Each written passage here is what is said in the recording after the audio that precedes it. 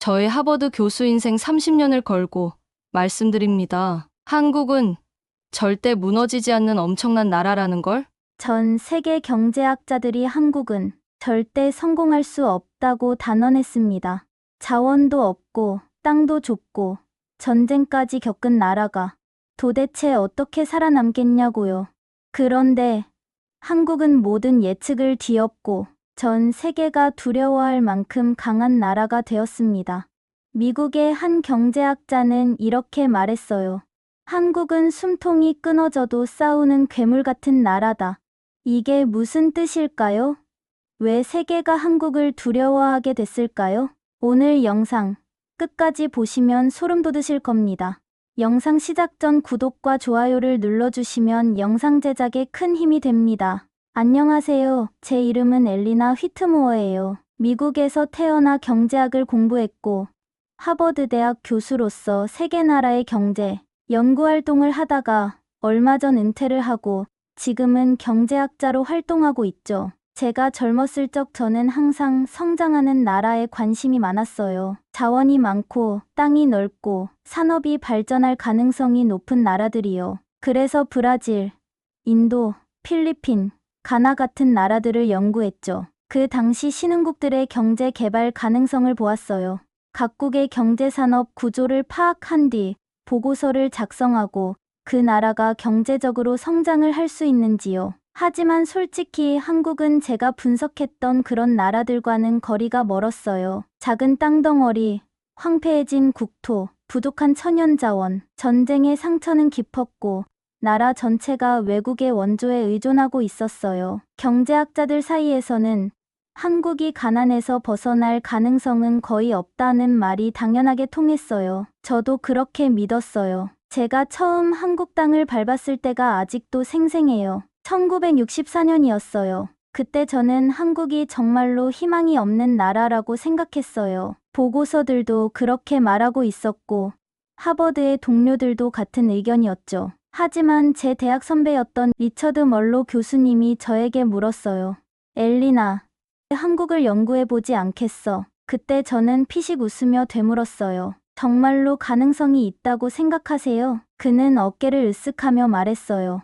역사는 늘 예상 밖의 일로 가득 차 있지. 그렇게 저는 노트 한 권 가득 선입견을 담고 가방 가득 의심을 채운 채 한국 땅을 밟았어요. 공항을 나오자마자 먼지로 가득한 공기가 폐로 밀려 들어왔어요. 거리에는 낡은 옷을 걸친 사람들이 가득했어요. 노점상들은 생계를 위해 뭐든 팔고 있었어요. 말린 생선, 헌 신발, 심지어는 다 읽은 신문까지요. 맨발로 뛰어다니는 아이들은 얼굴에 먼지가 묻어 있었고 골목마다 갓 지은 밥과 석탄 연기가 뒤섞인 냄새가 퍼졌어요. 솔직히 저는 절망적인 모습을 예상했어요. 희망이 없는 나라라고 확신했죠. 그런데 제 눈앞에 펼쳐진 광경은 달랐어요. 공사장에서는 땡볕 아래에서 사람들이 삽질을 하고 있었어요. 옷이 땀에 흠뻑 젖었고 사용하는 도구들은 녹슬고 낡았지만 그 손은 멈추지 않았어요. 학교 운동장에서는 아이들이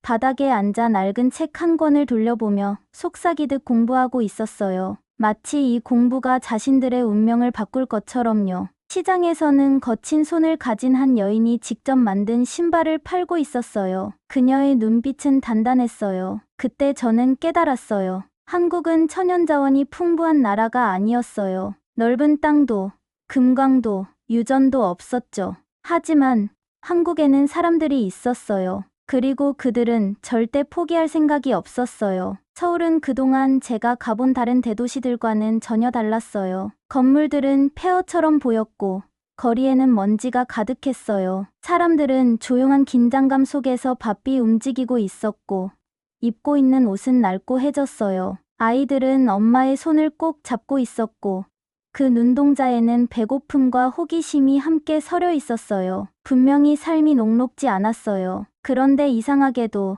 다른 힘든 나라들에서 봤던 것과는 다른 분위기가 느껴졌어요. 사람들은 구원의 손길을 기다리는 게 아니었어요. 이미 그들은 스스로의 미래를 위해 싸우고 있었어요. 이른 새벽, 저는 좁은 골목길을 걸었어요. 상인들이 작은 노점을 차리느라 분주했어요. 직접 만든 떡, 낡은 연장, 헌 옷 같은 걸 팔고 있었어요. 손은 거칠었고 얼굴엔 피곤이 가득했지만 손님들에게 인사를 건네는 목소리는 단단했어요. 어린 소년들은 나무 수레에 물건을 가득 싣고 걸어 다녔어요. 다리는 가늘고 연약해 보였지만 발걸음은 흔들림이 없었어요. 여자들은 머리에 무거운 바구니를 이고 재빠르게 움직였어요. 도시의 구석구석이 노력으로 가득 차 있었어요. 한 학교를 방문했어요. 사실 학교라고 부르기도 어려운 곳이었어요. 허름한 판자로 만든 작은 공간이었고 책상도 나무판을 올려둔 것뿐이었어요. 교과서는커녕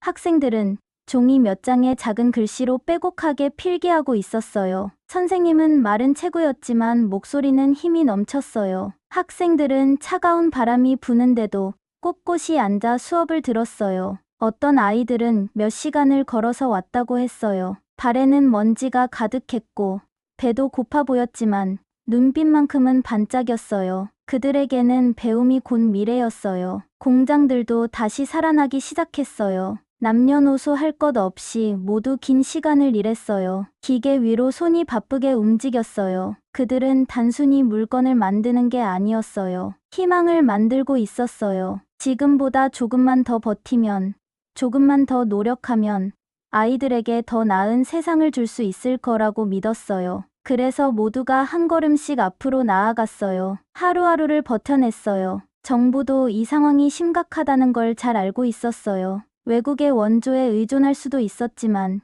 그것만으로는 나라를 재건할 수 없었어요. 그래서 대담한 결정을 내렸어요. 한국은 단순히 살아남는 것이 아니라 성장해야 한다고요. 지도자들은 새로운 전략을 발표했어요. 수출 중심의 산업화를 선택했어요. 물건을 만들어 세계에 팔고 그 돈으로 나라를 다시 세우겠다는 계획이었어요. 하지만 문제는 많았어요. 자원도 부족했고 자본도 없었어요. 인프라도 거의 없다시피 했어요. 그런데도 이 나라에는 다른 게 있었어요. 포기하지 않는 사람들이 있었어요. 저는 젊은 엔지니어들을 만났어요.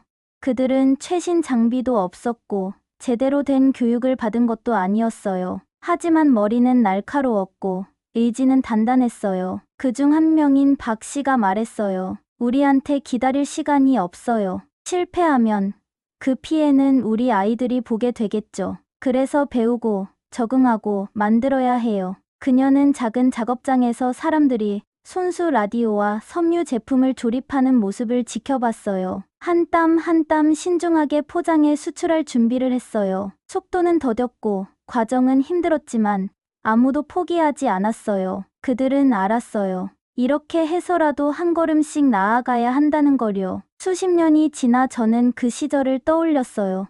단순한 생존이 아니었어요. 변혁이었어요.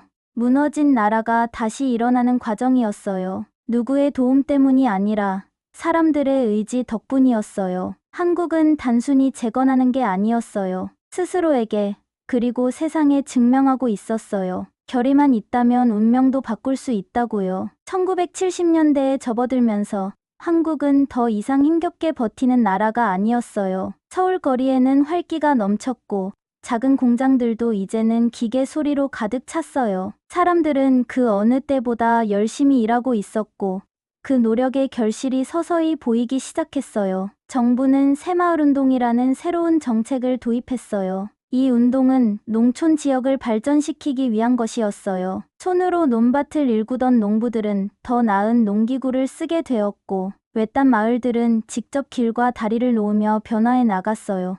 오랫동안 전기가 들어오지 않던 집들도 하나둘 불이 켜졌어요. 모든 것이 빠르게 바뀌고 있었어요. 1975년 저는 다시 한국을 찾았어요.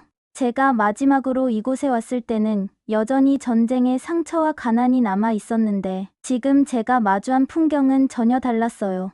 공장이 줄지어 서 있고 굴뚝에서는 연기가 피어오르고 있었어요. 작업복을 입은 노동자들이 도시락을 들고 분주하게 오가고 있었고 상점에는 옷, 라디오, 심지어 텔레비전까지 가득했어요. 그리고 또 하나, 사람들의 표정이 달라졌어요. 걸음걸이가 더 당당했고 눈빛에는 자신감이 넘쳤어요. 이제 한국은 단순히 살아남는 게 아니라 앞을 향해 나아가고 있었어요. 하지만 여전히 삶이 쉬운 것은 아니었어요. 공장 노동자들은 긴 시간을 일해야 했고, 대부분의 사람들은 작은 방에서 여러 명이 함께 생활했어요. 그래도 제가 그들과 이야기를 나누었을 때 뜻밖의 대답이 돌아왔어요. 우리는 다음 세대를 위해 더 나은 걸 만들어가고 있어요. 한 공장 노동자가 땀을 닦으며 그렇게 말했어요. 우리 아이들은 지금보다 나은 삶을 살게 될 거예요. 그 희망은 어디서나 느껴졌어요. 학교에서는 선생님들이 학생들에게 더 열심히 공부하라고 독려했어요. 교육이 가장 중요해요. 지금 노력하면 미래는 밝아질 거예요. 부모들은 자신들의 편안함을 포기하면서도 아이들을 학교에 보내려고 애썼어요. 모두 같은 목표를 향해 달려가고 있었어요. 한국을 더 강한 나라로 만드는 것, 바로 그것이었어요. 저는 예전에 낙후되었던 한 시골 마을을 찾아갔어요. 그런데 마을의 모습이 달라졌어요. 집들은 깨끗하게 단장되었고 새 우물이 생겼으며 길도 정비되었어요. 심지어 작은 도서관까지 있었어요. 한 할아버지가 집 앞에 서서 해가 지는 모습을 바라보고 있었어요. 이거 우리가 직접 한 거예요. 그는 자랑스럽게 말했어요. 누가 대신 해준 게 아니에요. 우리가 손수 만들어낸 거죠. 그 순간 저는 깨달았어요. 한국의 성공은 단순히 돈이나 공장 때문이 아니었어요. 그것은 더 깊은 곳에서 나오는 것이었어요. 바로 결심, 단합, 그리고 흔들리지 않는 의지였어요. 사람들은 자신들을 믿기로 선택했고 그 믿음이 꿈을 현실로 만들고 있었어요. 첫걸음은 이미 내디뎠어요. 아직 가야 할 길은 멀지만 한국은 준비가 되어 있었어요. 이제 더 이상 뒤처지는 나라가 아니라 더 큰 미래를 향해 달려가는 나라였어요. 1980년대가 되자 한국은 더 이상 전쟁의 상처를 간직한 채 살아남기 위해 애쓰는 나라가 아니었어요. 한국은 빠르게 성장하고 있었어요. 공장에서는 기계가 쉴 새 없이 돌아가고 일하는 사람들은 바쁘게 움직였고 기업들은 과감한 도전을 이어갔어요. 세계가 한국을 주목하기 시작했어요. 현대중공업은 세계에서 가장 크고 빠른 배를 만들고 있었어요. 한때 조선업을 주도했던 유럽의 조선소들은 점점 뒤처지고 있었어요. 정밀함과 효율성으로 유명했던 일본도 이제 강력한 경쟁자를 마주하게 됐어요. 전자산업에서는 삼성과 LG가 단순한 국내 브랜드를 넘어 세계적인 기업으로 성장하고 있었어요. 이들의 텔레비전, 라디오, 가전제품은 더 이상 저렴한 대체품이 아니라 품질 면에서도 최고 수준에 도달하고 있었어요. 자동차 산업에서도 현대와 기아가 세계 시장을 향해 도전장을 내밀고 있었어요. 저는 오랫동안 한국의 발전을 지켜봐 왔어요. 저는 많은 나라들이 성장했다가 다시 쇠퇴하는 모습을 보았지만 한국의 경우는 달랐어요. 한국의 성장은 그저 빠른 것이 아니라 철저한 계획과 끈기를 바탕으로 이루어지고 있었어요. 1985년 서울을 방문했을 때 저는 믿기 어려운 광경을 목격했어요. 끝없이 이어진 공장들, 분주하게 움직이는 사람들, 그리고 하나의 목표를 향해 뚜렷한 방향으로 나아가는 나라의 모습이었어요. 도대체 어떻게 이런 성과를 낼 수 있었을까? 울산의 조선소에서 거대한 강철판을 용접하는 노동자들을 바라보며 저는 생각했어요.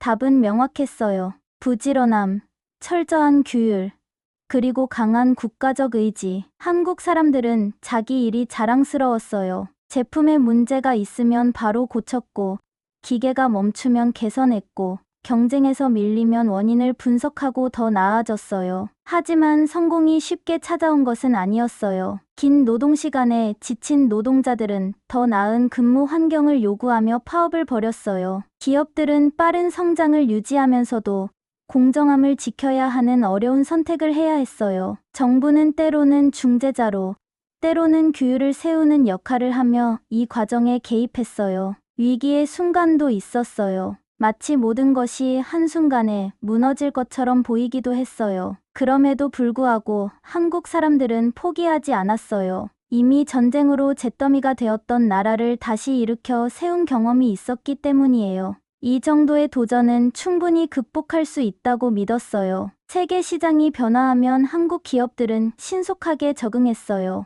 외국 기업들이 한국을 밀어내려 하면 한국은 더 혁신적인 제품으로 맞섰어요. 사람들은 단순히 돈을 버는 것이 목표가 아니었어요. 세계 무대에서 한국이 인정받아야 한다는 강한 사명감을 가지고 있었어요. 1980년대가 끝날 무렵 한국은 단순히 경쟁하는 수준을 넘어섰어요. 현대가 만든 배는 세계 곳곳에 바다를 누비고 있었어요. 전자제품은 뉴욕에서, 런던에서, 세계 여러 나라에서 사용되고 있었어요. 한때 우습게 보였던 한국의 자동차도 이제는 소비자들에게 진지한 선택지로 받아들여지고 있었어요. 한국은 변했어요. 그리고 그 변화는 단순한 성장 그 이상이었어요. 하지만 한국 사람들은 알고 있었어요. 이것이 끝이 아니라는 것을요. 아직 이뤄야 할 것들이 많았고, 앞으로도 수많은 도전이 기다리고 있었어요. 하지만 한 가지는 분명했어요. 이제 한국은 더 이상 뒤따라가는 나라가 아니었어요. 세계를 이끄는 나라가 되고 있었어요. 그러던 어느 날,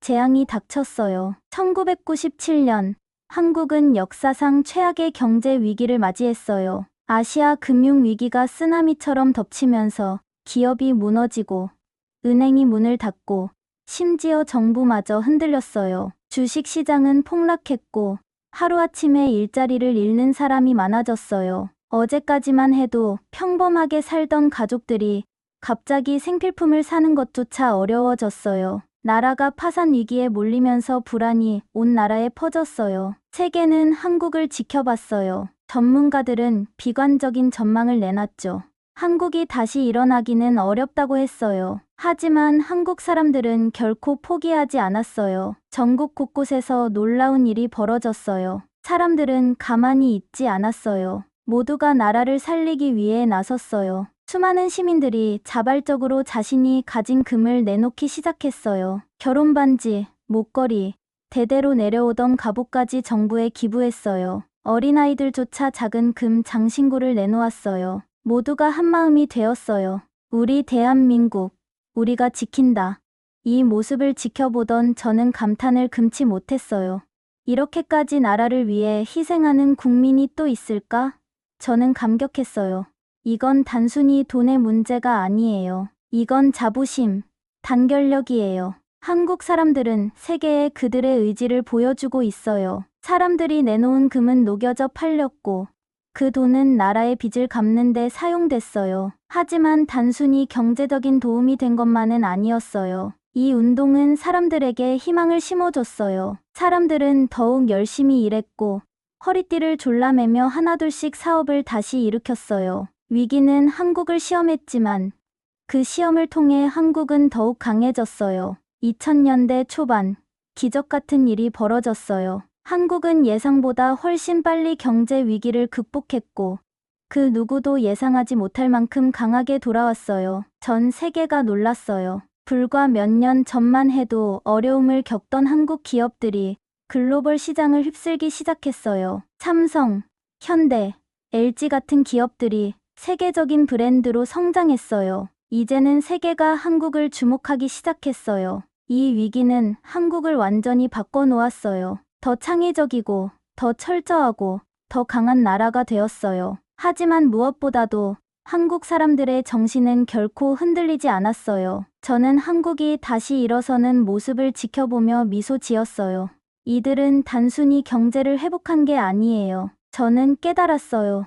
그들은 함께 힘을 모아 나라를 다시 세운 거예요. 2025년, 대한민국은 세계에서 손꼽히는 경제 대국으로 자리 잡았어요. 세계 12대 경제권 안에 들 정도로 강력한 나라가 됐고, 혁신을 이끄는 국가로 성장했죠. 삼성, 현대, LG 같은 브랜드는 전 세계 어디에서나 익숙한 이름이에요. K-팝, 한국 드라마, 한국 음식도 세계적인 사랑을 받고 있어서 대한민국은 경제뿐만 아니라 문화적으로도 큰 영향력을 가진 나라가 되었어요.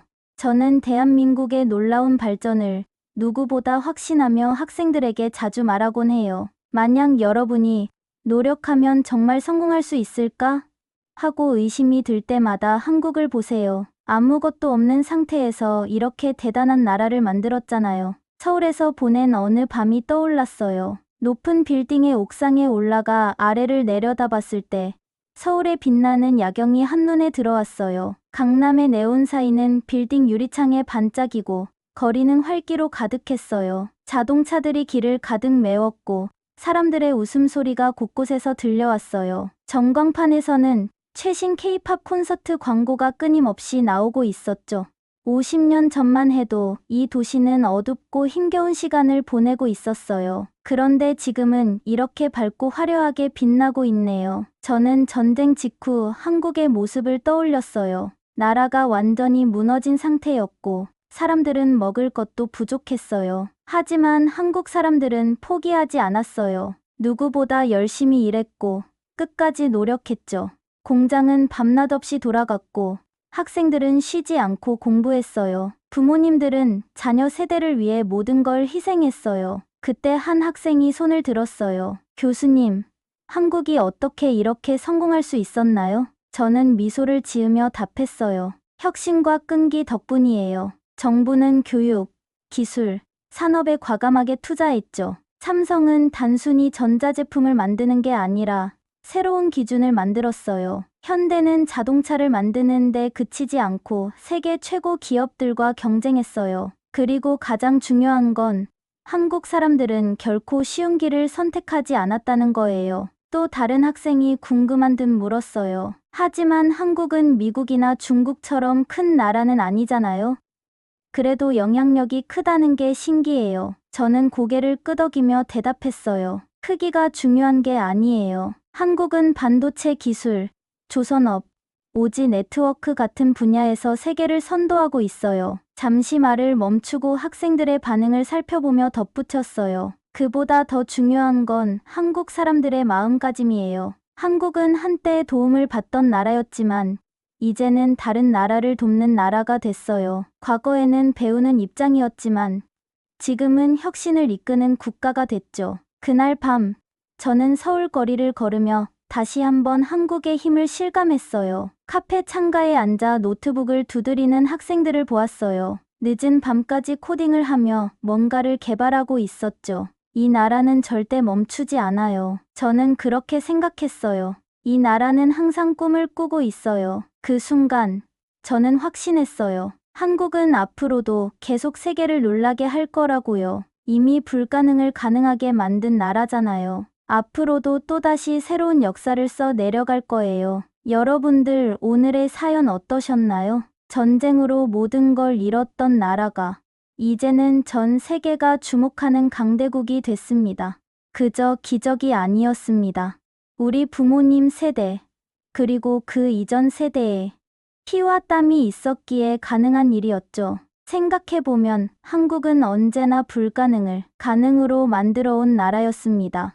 남들이 무시할 때 더 크게 도약했고 위기가 닥칠 때마다 더 강해졌습니다. 그리고 지금도 우리는 여전히 새로운 역사를 쓰고 있습니다.